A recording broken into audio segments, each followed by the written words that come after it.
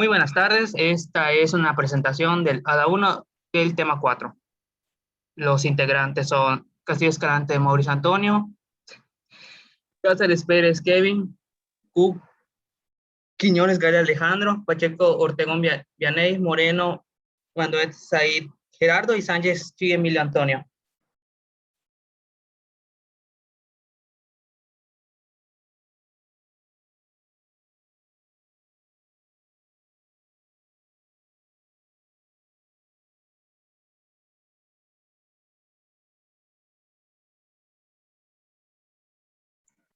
Bueno, ¿qué estudia la geología histórica? Bueno, esta estudia la evolución de la vida sobre la Tierra, desde las formas más elementales que existieron hace más de 2000 años hasta la flora y la fauna que actualmente incluye al ser humano igual. También busca comprender a la Tierra el entendimiento de los procesos que genera un terremoto, una erupción volcánica o una avalancha con su gran poder destructivo. Es el motor en la búsqueda del geólogo. Bueno, la geología histórica consiste en una rama de la geología que se dedica al estudio de la historia de la Tierra y que abarca desde el origen del planeta hasta su situación actual. La geología histórica abarca desde el origen del planeta hasta su situación actual.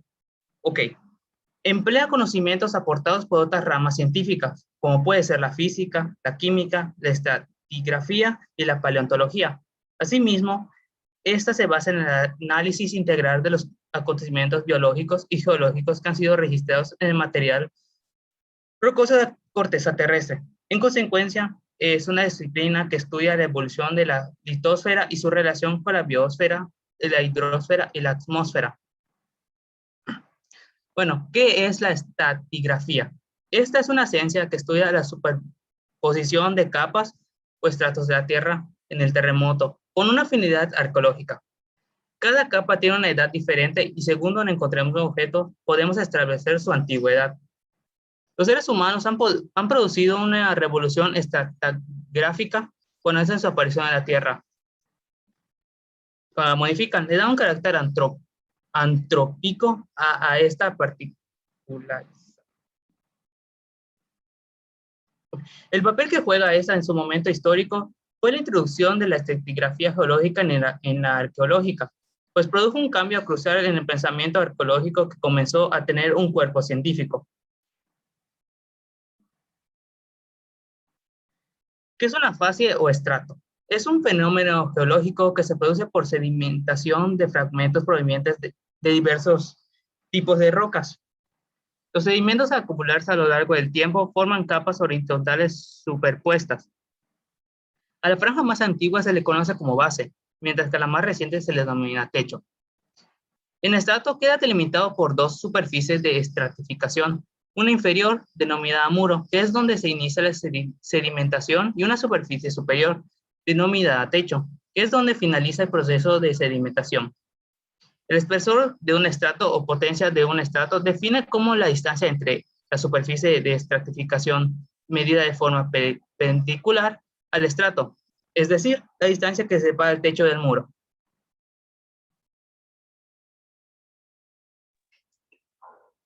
Indica las escalas del tiempo geológico y sus equivalencias en unidades geopaleontológicas. El tiempo geológico se refiere al tiempo que ha transcurrido desde el momento en el que se formó la Tierra hasta el día de hoy, es decir, durante los 4.500 millones de años que tiene la Tierra. La escala de tiempo geológico se divide principalmente en 4 grandes periodos geológicos, los cuales son considerados como unidades de magnitud variable. Se denominan eones, eras, periodos y épocas. Cada uno de estos intervalos de tiempo ocurre en un momento dado y para ello es necesario definir una unidad de tiempo geológico. Para la geología, se trata de un periodo equivalente a 1.000 millones de años, pero además un eón es cada uno de los periodos en el que se divide el tiempo geológico de la Tierra y que a su vez incluyen cada uno varios eras. Así podemos hablar de 3 eones. Eón fanerozoico, que comenzó hace 543 millones de años. En geología se emplea el término era para referirse a los periodos geológicos que forman los procesos de evolución de la vida en la Tierra, los cuales abarcan millones de años en los que se desarrollan múltiples cambios biológicos, químicos y físicos importantes, incluyendo la aparición del hombre. Las eras geológicas abarcan millones de años y que a su vez reúnen una serie de hechos que se pueden organizar de manera cronológica, lo que ha permitido que los especialistas puedan estudiar cómo inició la vida en la Tierra desde la aparición de las rocas hasta nuestros días. Las eras geológicas identificadas son Eón Fanerozoico, Proterozoico, Arcaico y Ádico. Un periodo geológico es una unidad cronológica formal de la escala temporal geológica que representa el tiempo correspondiente a la duración de un sistema. La unidad cronoestratigráfica equivalente que comprende todas las rocas formadas en ese tiempo. Una época geológica es una unidad geológica formal de la escala temporal geológico que representa el tiempo correspondiente a la duración de una serie. La unidad cronoestratigráfica equivalente que comprende todas las rocas formadas en ese tiempo. Las épocas son subdivisiones de los periodos geológicos para el Eón Fanerozoico, que se dividen en 98 edades. La duración estimada de cada una de las diferentes épocas va desde los 13 a los 35 millones de años. Para el Precámbrico no se ha podido establecer divisiones en épocas debido a los escasos de su registro fósil.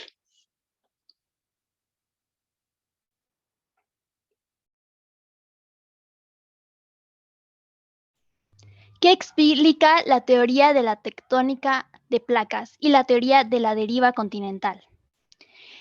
La teoría de placas explica que la capa exterior de la Tierra está dividida en placas que se deslizan sobre el manto de la Tierra. La capa exterior de la Tierra, que incluye la corteza y el manto superior, se llama litosfera y tiene aproximadamente 100 kilómetros de espesor, tal como recoge la Enciclopedia Británica.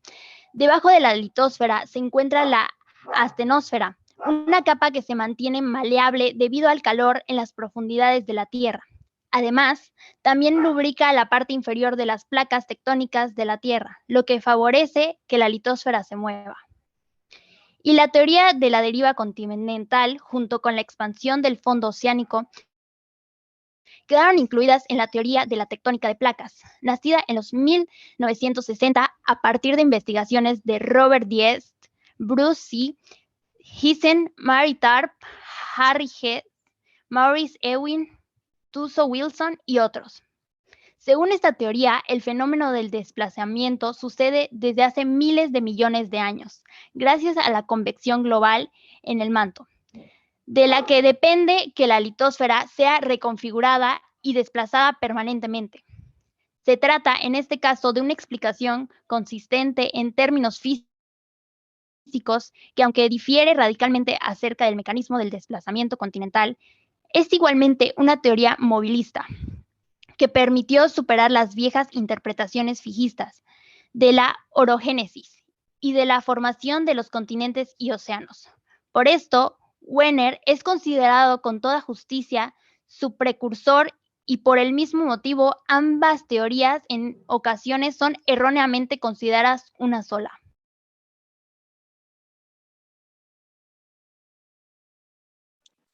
Con respecto a la tectónica de placas y formación de continentes. Alfred Wegener fue quien propuso que los continentes en el pasado geológico estuvieron unidos en un supercontinente de nombre Pangea. Su libro llamado La formación de los continentes y océanos, publicado en 1915, tuvo poco reconocimiento y fue criticado por falta de evidencia a favor de la deriva, por la ausencia de un mecanismo que la causara y porque se pensaba que tal deriva era físicamente imposible. Pangea es el nombre de la superficie de tierra emergida que había en nuestro planeta hace millones de años, una especie de continente único y gigantesco, en el que estarían juntos todos los continentes actuales. Este gran continente empezó a separarse hace unos 200 millones de años por el movimiento de las placas tectónicas. Siguiente diapositiva. Fenómenos que transformaron a Pangea hasta dar lugar a los continentes actuales. Como tal, hubieron 4 etapas generales que ocurrieron durante la era mesozoica para la ruptura de Pangea. En primer lugar, la formación de rift entre Laurasia y Gondwana. El océano Atlántico en expansión se separó de Norteamérica y África, seguido de una fisura entre Norteamérica y Sudamérica. La segunda etapa fue la ruptura y movimiento de los diversos continentes de Gondwana. La Antártida y Australia, que ya se mantenían suturadas, se separaron de Sudamérica y África, mientras que la India se separó del supercontinente Gondwana y empezó a moverse hacia el norte. La tercera etapa, Sudamérica y África empezaron a separarse. El extremo oriental del mar de Tetis empezó a cerrarse debido a la rotación de la Eurasia y al movimiento de África hacia el norte, siendo este movimiento el precursor del presente mar Mediterráneo. En la cuarta etapa, para fines de esta era, Australia y la Antártida ya se habían separado. La India había llegado casi a la mitad del Ecuador. Sudamérica y África se habían apartado ampliamente. Groenlandia se había separado por completo de Europa y una fisura la alejaba de Norteamérica para formar una masa de tierra aparte. Las placas tienden a cambiar lentamente debido a que están asentadas sobre un manto muy viscoso, tal y como la analogía de la masa de la harina, la cual dice que si separamos una masa de harina, al principio requiere esfuerzo porque resiste y se estira lentamente, pero llega un momento en el que es lo suficientemente fina para separarse de forma fácil y rápida. Este principio se aplica a los continentes, siendo placas que pasaban de moverse muy lentamente a estirarse y separarse mucho más rápidamente. Siguiente diapositiva. Nombre de las piezas de la corteza en formación de cada etapa hasta la actualidad. De primera tenemos la corteza continental, siendo la parte de la corteza terrestre que compone los continentes actuales. La corteza oceánica, la cual es la parte de la corteza terrestre que compone los océanos. Las placas tectónicas, siendo fragmentos rígidos de la corteza terrestre que se mueven sobre la astenosfera. Las plataformas continentales, siendo la parte de un continente que está cubierta por el océano antes de que se alcance una gran profundidad. El talud continental, siendo la continuación natural de una plataforma continental. Y por último, la planicie abismal, siendo una extensión de terreno llano en la zona más profunda de los mares y océanos de la Tierra. Siguiente, por favor. Todavía hay más piezas de la corteza, tales como el manto, una capa rocosa y sólida que se extiende hasta una profundidad de unos 2.885 kilómetros y comprende más del 82% del volumen de la Tierra. El núcleo, una esfera central y densa de la Tierra, comienza a los 2.900 kilómetros por debajo de la superficie. Está principalmente formado por hierro metálico en aleación en un 10% con níquel, azufre y tal vez algún otro elemento más, constituyendo la tercera parte del planeta. Se divide en núcleo externo, que es más líquido, y núcleo interno, que a pesar de su temperatura elevada, se comporta como un sólido debido a la inmensa presión a la que está sometido. Litosfera. Comprende toda la corteza y una parte del manto superior. La astenosfera, que se comporta de una manera frágil y rígida a la vez que se fractura frente a los estiramientos. Y por último, está nuevamente la astenosfera. Se encuentra debajo de la litosfera y hasta una profundidad de unos 660 kilómetros. Es la capa blanda, relativamente débil y localizada en el manto superior.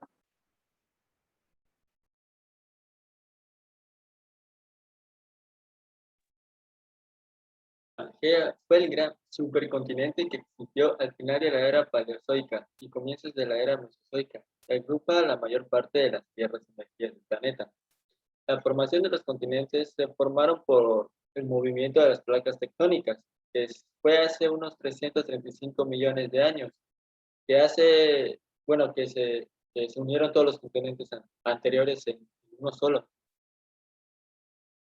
El calor que produce el roce por la gravedad se propicia desde el desplazamiento de los elementos pesados hacia el centro y los ligeros hacia arriba. Al hacerlo, la fricción genera calor.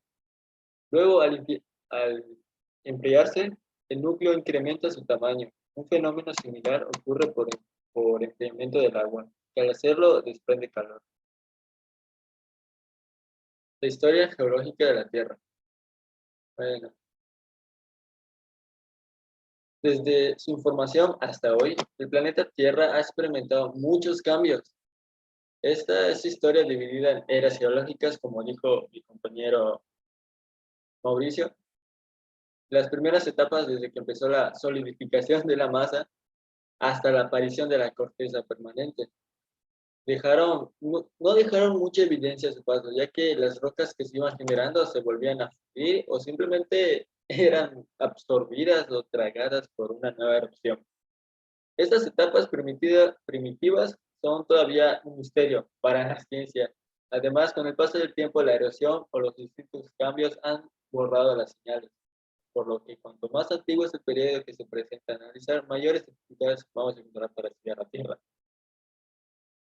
Como dice mi compañero Mauricio, está dividido en eones, eras, periodos y épocas geológicas. El eón es la unidad más grande del tiempo geológico y se divide en diversas eras geológicas. Cada era comprende algunos periodos divididos en épocas. Cuanto más reciente es un periodo geológico, más datos podemos tener y en consecuencia se hace necesario dividirlo en grupos más pequeños. En la investigación para poder determinar y entender la historia geológica de la Tierra, se obtienen datos y pistas de 4 clases principales de roca. En este caso es erosión, expulsión, estructuras geológicas y la actividad plutónica. Y en conclusión, Pangea fue el antiguo supercontinente que existió entre el final de la era paleozoica y comienzos de la era mesozoica. Eso entre unos 300 millones y 100 millones de años, pero en ella se convergían todos los continentes actuales, formando una gran masa terrestre. Esos continentes tuvieron desplazamientos hace mucho tiempo. Luego, Pangea estaba rodeada por un único mar llamado Panthalassa y albergaba otro de menor tamaño en su parte cóncava.